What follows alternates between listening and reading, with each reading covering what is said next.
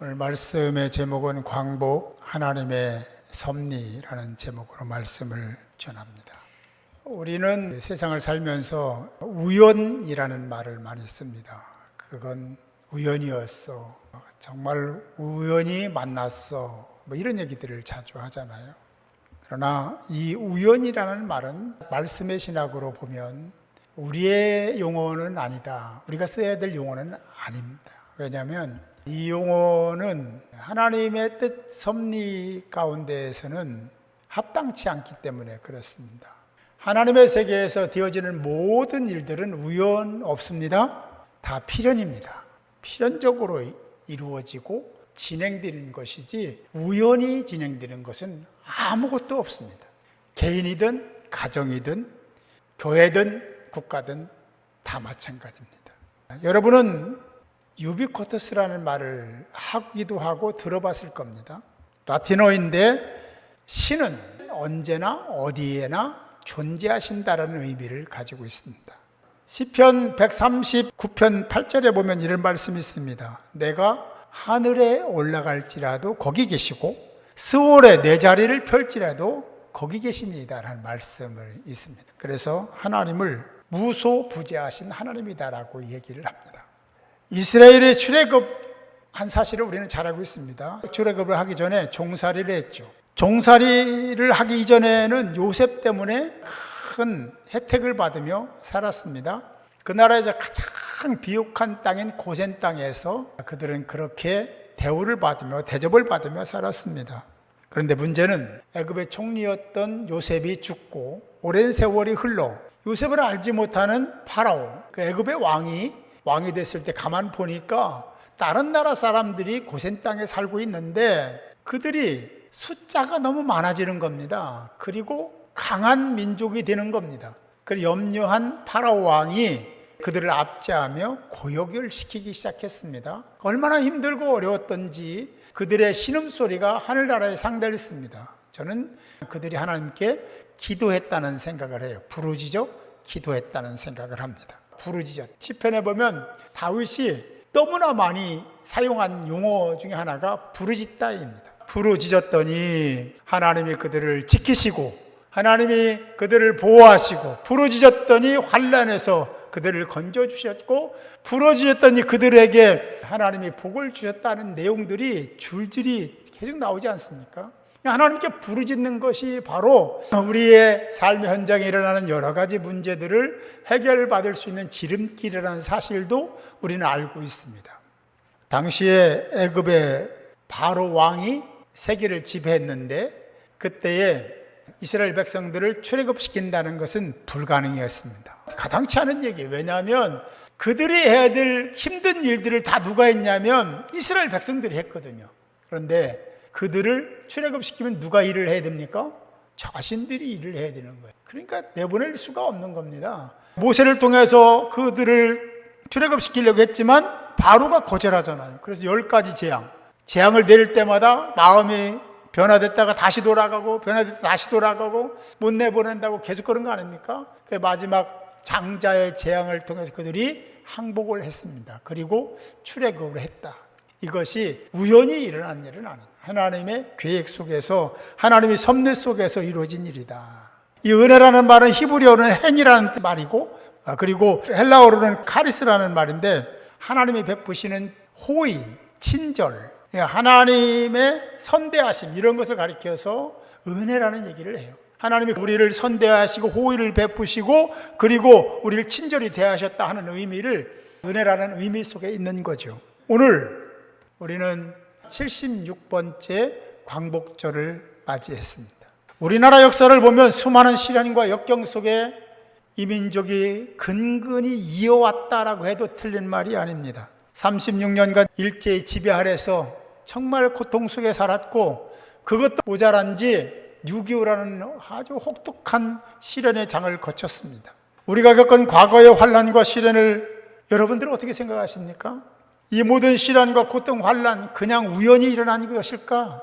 상황적으로 그렇게 살다 보니까 이웃 나라들과 그런 얽히고 설킨 관계 속에서 형성된 것일까? 저는 그렇게 생각하지 않습니다. 이 민족이 겪은 고난, 고통은 대단했습니다. 일제 치하에 30년 동안, 그렇죠, 말도 제대로 못하면서 기죽어 살았고, 제가 어렸을 때 생각나요. 아주 어렸을 때 제가 뭔가 마음에 안 들어서 울고 불고 그럴 때 저를 그치게 하는 방법이 이거였습니다. 종환아, 울으면 일본 순사와. 그게 그렇게 무서웠어요. 하여튼 일본 순사가 다들 무섭다고 하니까 굉장한 존재인 줄 알았어요. 그 정도로 어린아이들까지도 일본 사람들을 두려워했던 그런 시대가 있었습니다.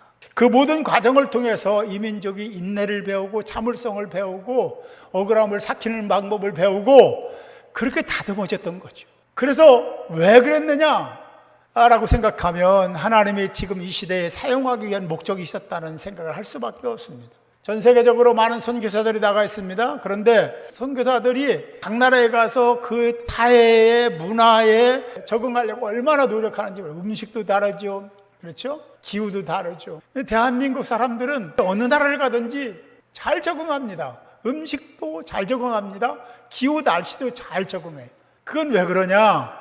여러 가지 다양한 시련을 다 겪었기 때문에 견디는 거예요. 그들이 이해할 수 있는 겁니다.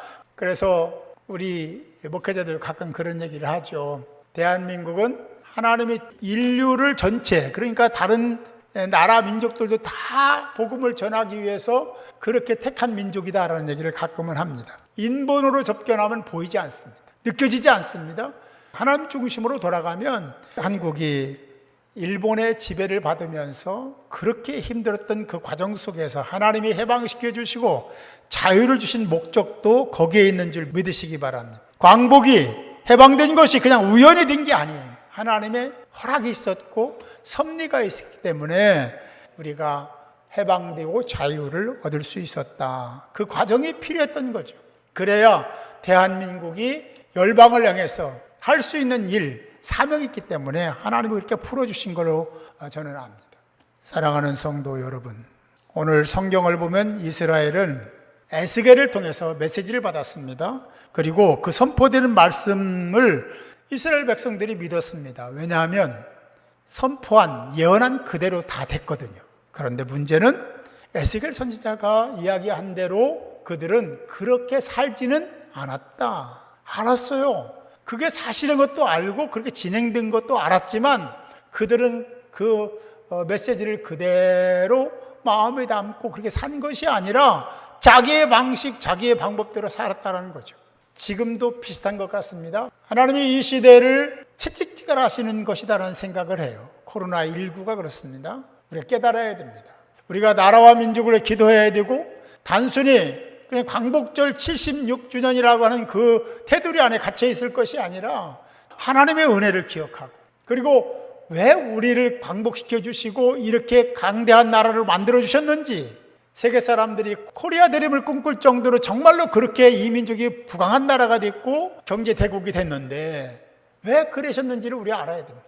이제는 우리가 해야 될 일이 있어요. 열방을 향해서 해야 될 일이 있습니다. 일본을 등지고 그럴 것이 아니라 하나님의 뜻을 물어야 될 때가 되지 않았나 생각합니다. 저는 일본이라는 나라가 직간접적으로 대한민국을 이렇게 세우는데 큰 역할을 했다 생각합니다. 제가 고등학교 때 역사 선생님이 그런 얘기를 했습니다. 우리나라가 일본을 따라가려면 50년 이상이 필요하다. 그럼 영원히 따라갈 수 없다. 일본은 가만히 있냐? 일본도 계속 발전하는데 어떻게 따라가냐? 따라갈 방법이 있다면 여러분들이 열심히 연구하고 공부해서 조금씩 따라가는 방법밖에 없다. 그러면서 거의 불가능을 얘기했습니다. 노력해달라고 하면서 말입니다. 근데 지금은 일본보다 앞선 것이 상당히 많이 있습니다. 거의 다, 그 50년이 아니라 이 짧은 시간에 다 따라잡은 겁니다. 일본은 대한민국에 도움을 주는 나라, 대한민국은 영적으로 일본을 살리는 나라의 관계를 형성하고 살아야 되는데 지금 이거 삐끄덕거리고 있지 않습니까? 하나님은 복음을 위해서 일본을 필요로 하고 또 한국이 사명을 감당하기 때문에 붙여주신 줄 믿습니다. 여기 본문에도 하나님의 심판이 임했습니다. 그런데 그 심판은 심판 자체로 끝나지 않았습니다. 하나님이 그들에게 희망의 메시지를 줬습니다. 16절에는 이렇게 말씀합니다. 그 잃어버린 자를 내가 찾으며 쫓기는 자를 내가 돌아오게 하며 상한 자를 내가 싸매주며 병든 자를 내가 강하게 하려니와 살찐 자와 강한 자는 내가 없애고 정의대로 그것들을 먹이리라 라고 말씀하고 있습니다. 하나님이 심판하셨어요. 징계하셨습니다. 그래서 바벨론 포로가 됐지 않습니까? 그런데 하나님이 때가 됐을 때 하나님이 선포하신 대로 그대로 된 줄 믿으시기 바랍니다. 사랑하는 성도 여러분, 광복 76주년을 맞이한 지금 우리가 무엇을 생각하고 어떻게 생활해야 되는지를 결정하고 우리의 신앙과 우리의 삶을 재정립해서 하나님의 기쁨이 되는 그런 사역을 감당하는 하나님의 사람들이 될 수 있기를 바랍니다. 이 민족과 이 교회, 하나님이 은혜를 베푸셔서 자유를 허락하셨고 천국 백성이 되게 하셨습니다. 온전한 미래를 앞으로 열어주실 하나님을 기대하며 주님의 아주 신비로운 그 섭리를 기억하고 또 기대하며 순종하며 따르는 하나님의 백성이 된다면 하나님은 저와 여러분들을 기뻐하실 줄 믿습니다. 앞에서 유비 쿼터스라는 말을 했습니다. 그 하나님을 바라보며 의식하며 기도하며 신뢰하며 살아가는 복된 여러분들이 되어서 광복의 의미를 찾고 그리고 더 큰 의미, 유의미한 의미를 그 목적을 찾아서 하나님 생각, 하나님의 계획에 부합된 삶을 살아가는 저와 여러분들이 될 수 있기를 주님의 이름으로 축원합니다. 지금은 우리 주 예수 그리스도의 은혜와 아버지 하나님의 크고 놀라우신 사랑하심과 성령의 감화 감동 내주 충만의 역사하심이 오늘 예배를 드리며 광복절을 맞이해서 하나님의 섭리를 알고 모든 것이 하나님으로부터 왔고 하나님으로부터 시작된 모든 것이 하나님의 섭리 가운데 이루어질 것을 확신하며 나아가는 사랑하는 성도 한 사람 한 사람의 머리 위에 저들의 가정과 직장과 사업 위에 그리고 이 교회 공동체와 교단과 민족 위에 이제로부터 영원토록 함께 하옵시기를 간절히 축원하옵나이다. 아멘.